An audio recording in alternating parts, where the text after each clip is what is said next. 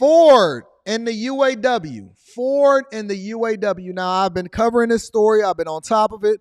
I am largely familiar with what's going on in the auto industry and how it's going to affect all of their suppliers as a result of it. I've seen what happened over at UPS as far as them getting all of that money over there. They got their contract negotiated by the Teamsters and they hit the ball out of the park.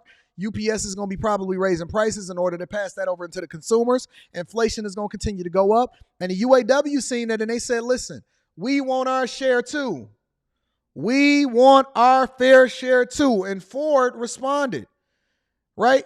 GM, they said, we don't like what it is that you're doing at GM. We going to cut off talks. Stellantis, y'all better show up. Stellantis then responded, and then Ford came back with the best offer in the 80-year history of the UAW and the partnership with the United Automakers, or with the automakers, the United States automakers. And so this is where we at. So 48 hours, less than 48 hours before the UAW strike, and they say that we walking off the job because we don't necessarily like what's happening here. Now we have Ford making their most lucrative offer in history. And I'm going to give you my opinion of what I think is going to happen. Make sure you hit a like for the algorithm, subscribe to the channel, and turn on your notifications. Clock is ticking. We have less than 43 hours to go until the United Auto Workers Union is threatening a strike against the Big Three. Now, the Ford Motor Company has put a new offer on the table in hopes of keeping workers on the job. Ford CEO Jim Farley calls it the most lucrative offer in 80 years of working with the UAW. Farley says that it includes large pay increases, what he calls top 1% health care, and the addition of inflation protection. Ford's offer eliminates wage tiers, which is a key point for the UAW. This will be the most lucrative offer and will require a lot of belt tightening at the company. We're very optimistic that we can reach an agreement with the UAW. So it's funny because Ford just unveiled the updated version at the F-150, which I am looking forward to going and seeing at the auto show.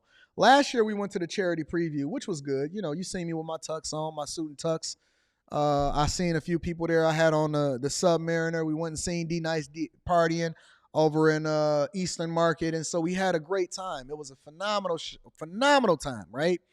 And the CEO, Jim Farley, recently made an offer over into the UAW, and they said that it's the most lucrative offer ever. So let's specifically address what it is that this is listing.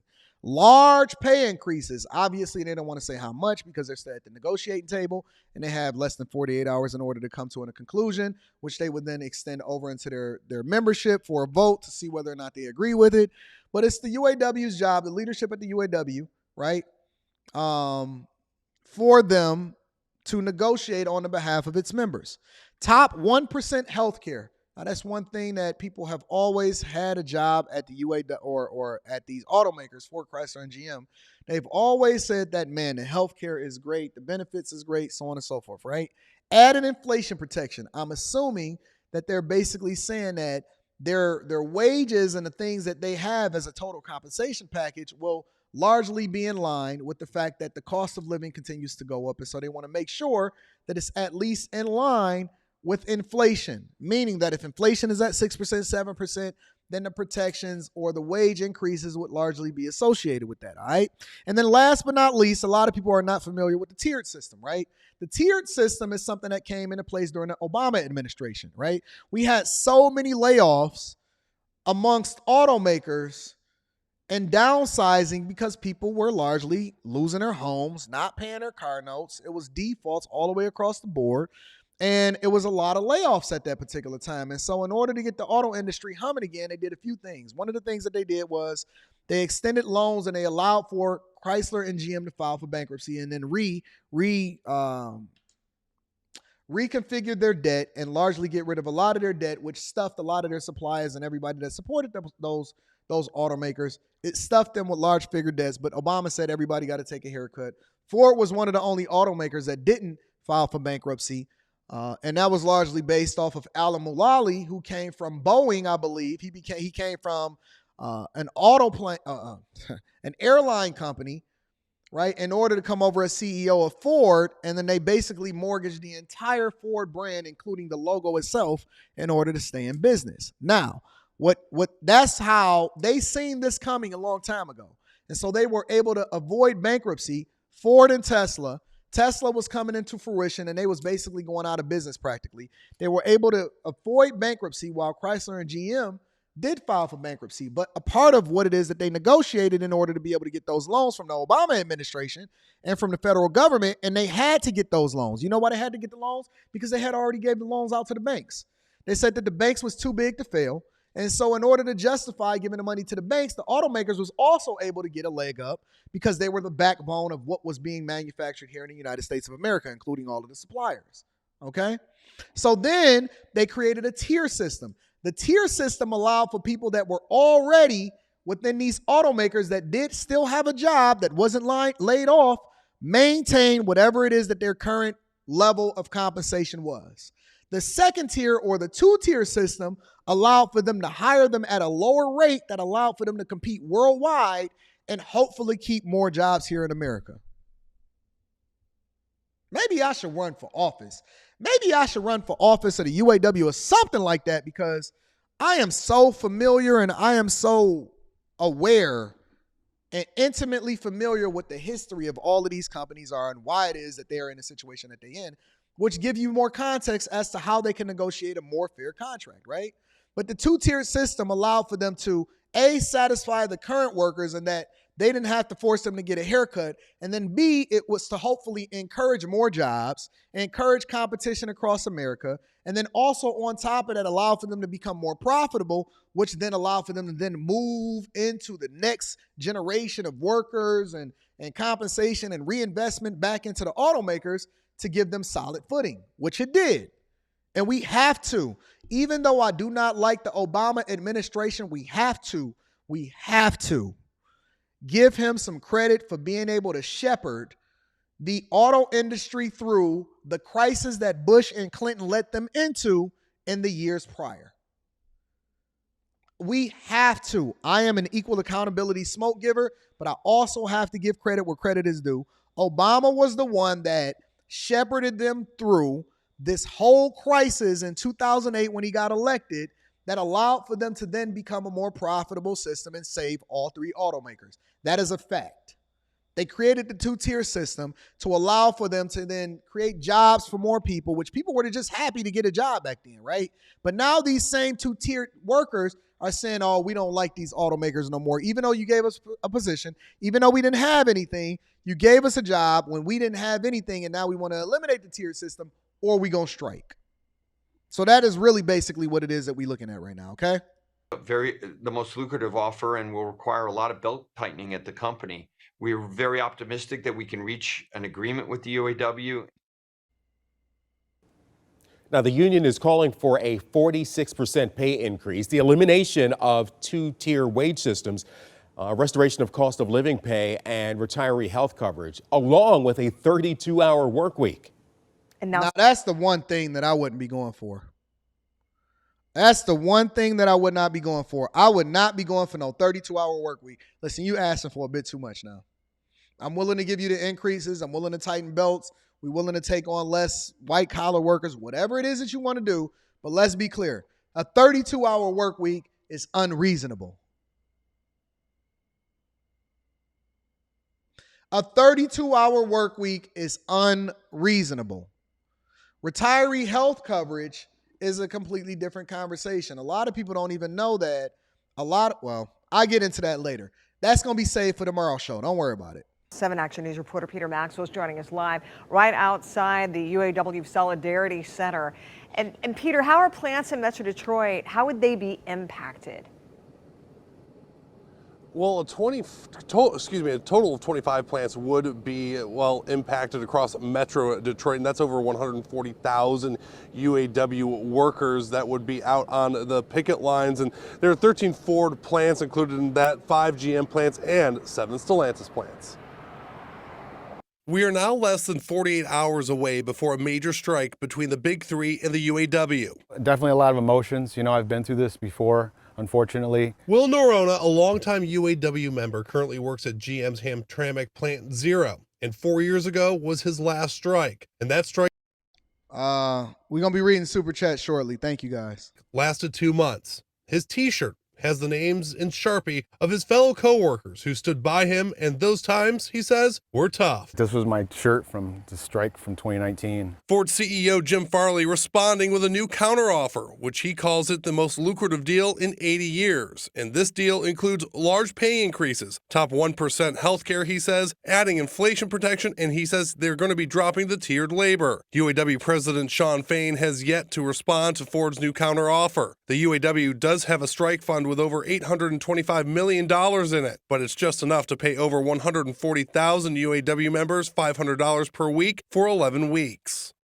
That ain't gonna cut it, buddy. They got a strike fund with about $825 million in it, and what it would do is it would allow for them to get $500 a week in strike pay for what, 11 weeks? Living on $500 a week, it's just two words, just not fair. Norona says while it may be difficult, he says, How you gonna say it's not fair when you're the one that's choosing to strike? I just hate this victim mentality that's going on in the United States of America. I can't stand this victim mentality. He is ready to stand by his fellow union members. We're not greedy. We're not lazy. There's profit sharing, but there's profit sharing across the board for GM and their managers and their leadership, and they get a lot more than we do. And most workers who go on strike will not be eligible for unemployment. Now, if a union member does find other work and they're making over $500 a week during that other job, they're not eligible for that $500 strike pay per week. Woo! If you got a second job, you don't get strike pay. But no, the union leader, the guy that's at the forefront of this movement that's advocating for this, he has something to say. So after Ford made the most lucrative offer in 80 years, and it's less than 48 hours, basically less than 2 days, before the union deciding whether or not they want to strike based off of the negotiations that's happening across the board, he has something to say. He had a response to it. Hi, Joe. Let's bring in Shawn Fain, president of the United Auto Workers, joining us from Detroit. Shawn, thanks for joining us this morning. Lots to discuss here. Let's start first off with where negotiations stand right now, less than 48 hours until the deadline. Is the union coming off of its request or demand, I should say, for a pay hike of 36% over the next 4.5 years? First of all, it was 46%, but we're going to continue. I'm going to need the pundits over there on Squawk Box to do a better job of understanding exactly what was asked. I believe it was 46%, not 36%. We're asking for double-digit pay increases. We've been very upfront about that from the get-go. And what's good for the CEOs is good for the members. Our members help generate those massive profits, the $250 billion in profits they've recognized in the last decade, the $21 billion in profits the big three have recognized in the first 6 months. So, the CEOs gave themselves a 40% pay increase over the last 4 years. Our members deserve a hell of a lot better than where they are. We went back. And he's wrong on that. The CEOs did not give themselves pay increases.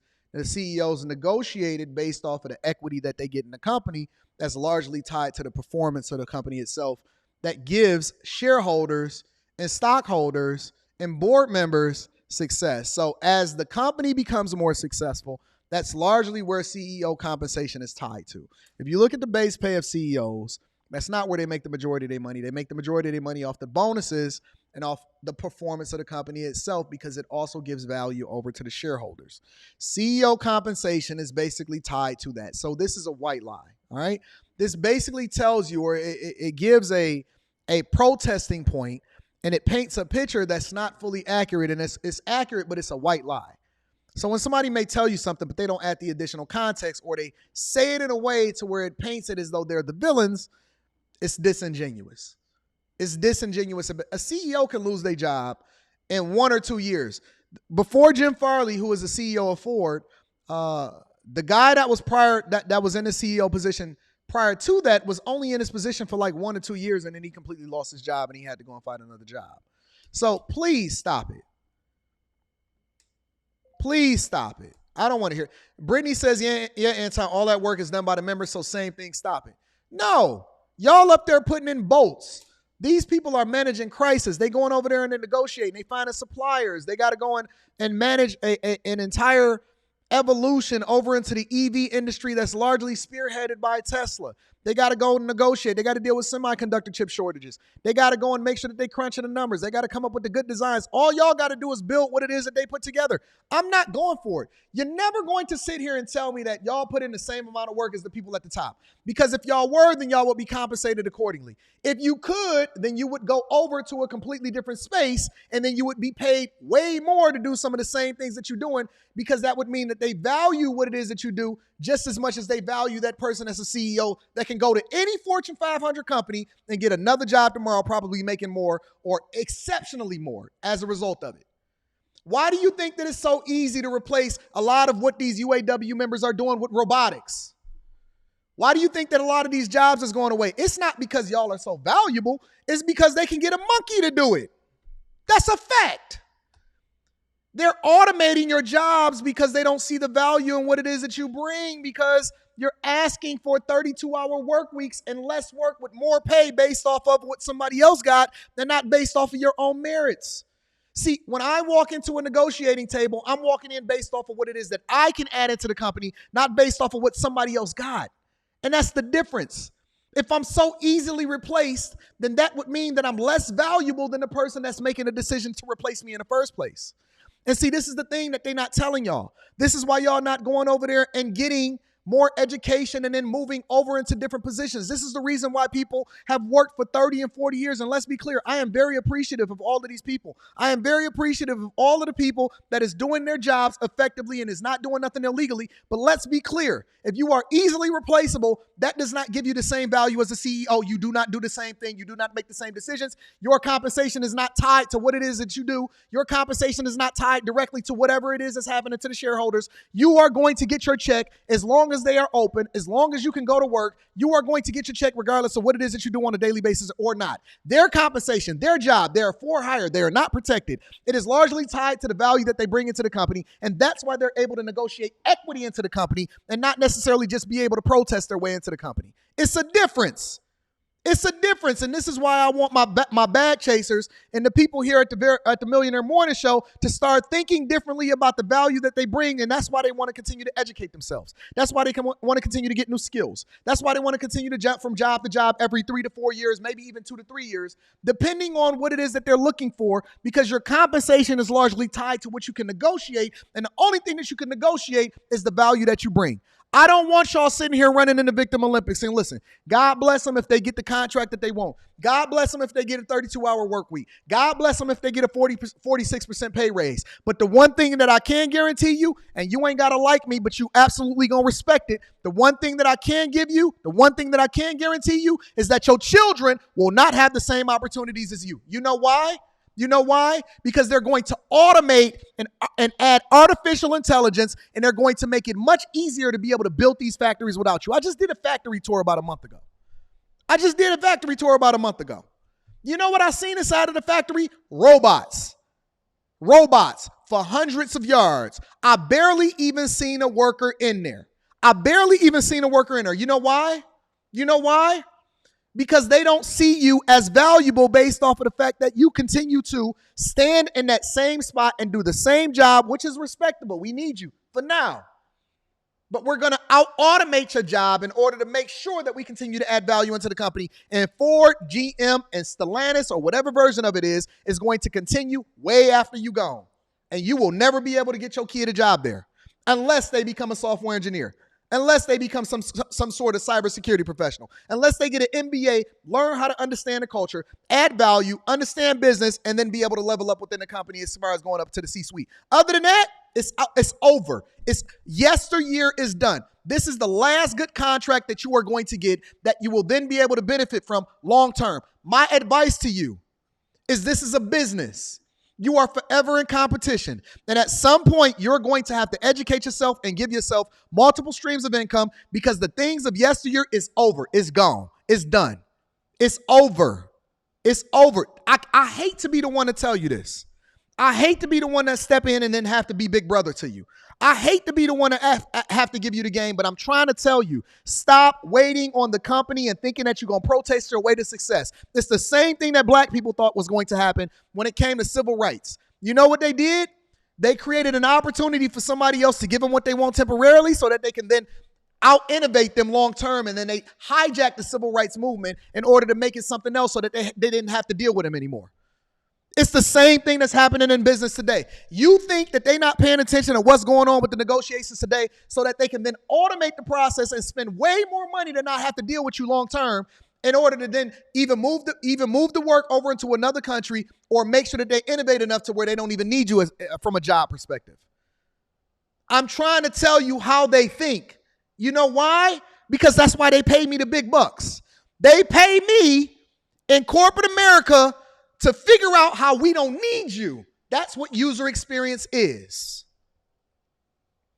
That's what I do for a living. I go into companies and I figure out how we don't fucking need you and how we can out-innovate you so that we no longer dependent on you in order to do the thing that you're supposed to do in the first place. Because one of the number one things that's wrong with manufacturing or problems in America or anything that we build is the human element. It has nothing to do with what it is that we're doing from a business perspective. That's why they pay me the big bucks. That's why I'm a mother effing millionaire, because they pay me to figure out how to get rid of you. And I'm trying to give you the game. I'm trying to help you to understand how to look at things differently. I'm trying to help you to understand that the only way for you to really be able to thrive and survive and live in an abundant life going forward, your children is not going to be able to come into the same thing that you came into. You're not coming into the same thing that your father went into. I'm trying to give you the game from the perspective of a person that sees it on a daily basis. This is why they pay me so much money.